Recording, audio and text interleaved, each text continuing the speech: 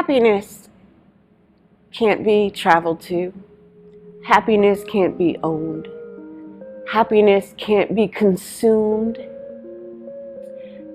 Happiness comes from experiencing, being in the moment, feeling love, and having gratitude.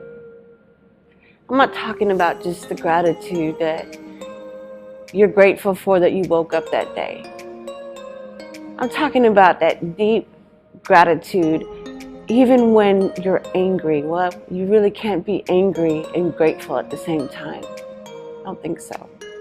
I'm talking about that gratitude that no matter what, that you can look at a person and just be grateful for who they are, what they are, how they represent you, or what you do, how they are in your life. Have gratitude for who you are and where you've been through in life. You wouldn't be where you're at today if it wasn't for all the stuff that you went through. Remember to stay in every moment. Be in every moment. And be grateful for every moment. Because we have an internal thermometer that when you use a word like law of happiness, it's like, oh, so what are you trying to say? I'm always supposed to be happy? There's a law that says I'm always supposed to be happy. But I had to check it and pull it back a little bit, because what it's saying is there is a law of meaningful existence. Because for me, that's what happiness is. Not so much that I'm cheesing from ear to ear every time you see me and I'm just bubbly and that isn't me. But am I constantly in a state of meaningfulness? Is that what has me content? Is that what has me happy? Yes. Because sitting here today, my life has more meaning than it has in my 38 years of living. And that is because of the determination that I had that said, I don't care what you do to me, throw at me, or try to put on me. I am covered in a happiness that I've placed on me. And because I put it on, I'm the only person that can take it off. My life has meaning because I painted that meaning on me. And unless you're me, you can't take that away. The law of happiness says that we are 100% responsible for everything that occurs in our lives and everything that happens to us. So, the hardest thing to hear is that it's all your fault. The easiest thing to hear is that it's all your fault. Because if you are the one at fault, then you are also the one charged with fixing it. You are also the one charged with creating it. You are also the one charged with keeping yourself happy. The law of happiness is not so tricky anymore because I realized my life has meaning. When you realize that your life has meaning, when you realize that you've been placed on this earth to live a meaningful and purposeful life, and you begin doing that, then you're happy. And everyone around you will receive the trickle-down effect of that happiness. Conditional happiness will not keep you happy. That's that, oh, well, when I get this house, I'm going to be happy. Oh, when I get this new job, I'm going to be happy. When I get my pay raise, I'm going to be happy. That's conditional happiness. Only unconditional happiness will keep you happy, which means you're happy no matter what the circumstance, no matter what environment you're in. Unconditional happiness will keep you happy. Conditional happiness is loaded with beliefs, different thoughts, things of that nature.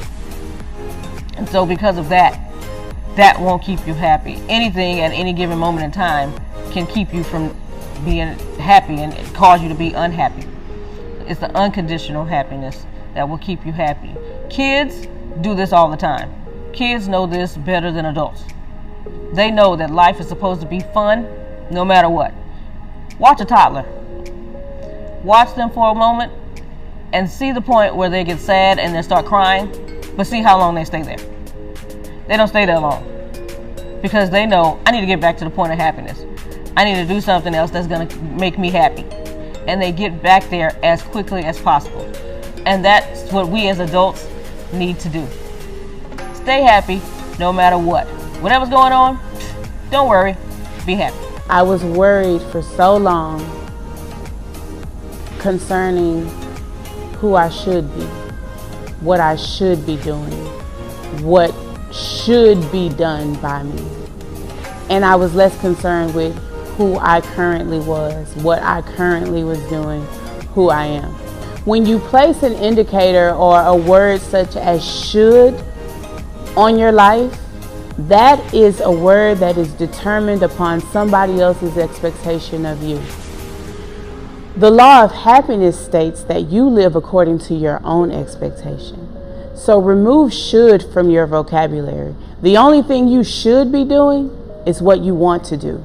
And the only person you should be is who you are. The law of happiness states that you should be you. And that is the only person you need to be concerned with. I'm sure, like myself, you do not want to die sad.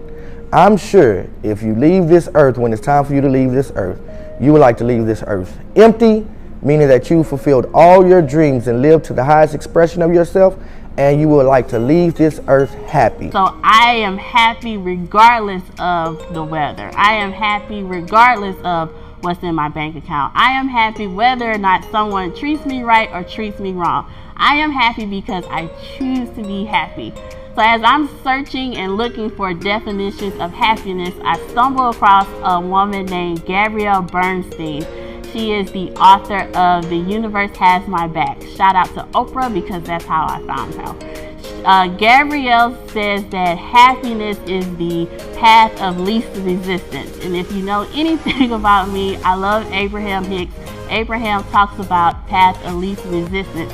And I have adapted that definition as my happiness because when I am not resisting, when I am not trying to prove a point, when I'm not fighting someone, when I'm just simply allowing, simply going through life, not trying to make a point, just exist, I am happy.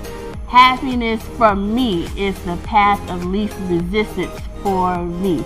So when someone introduces new information and I go against it, I am not happy regardless of how I try to play it off.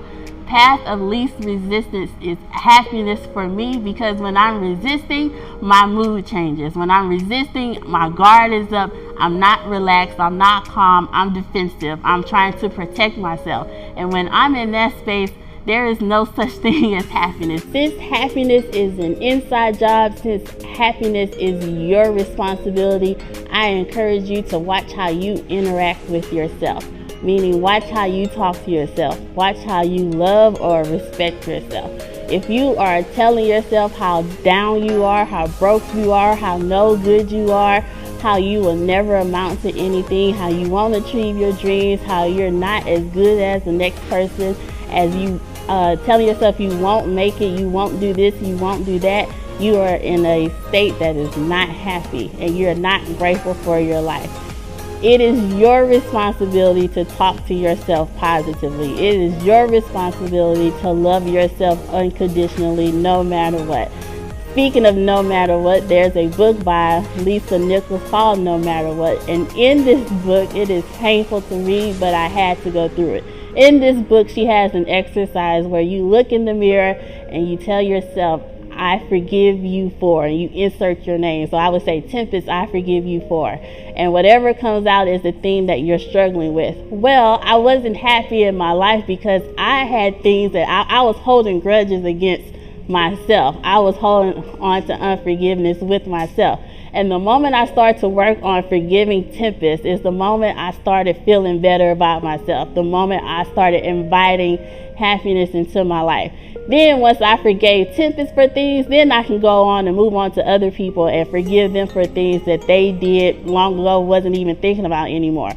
But I wasn't happy because I was holding on to grudges. I was holding on to hurt. I was holding on to pain not realizing that I was conditioning my life not to be happy. I was telling myself how low down and unworthy I was, so I wasn't living a life that was worthy of me. I wasn't producing a life that was happy. I wasn't producing a life that was positive. I was stuck in poverty pretending to be happy. Ladies and gentlemen, if your mind is polluted with poverty, not the money in your account, but poverty thinking, you are not happy.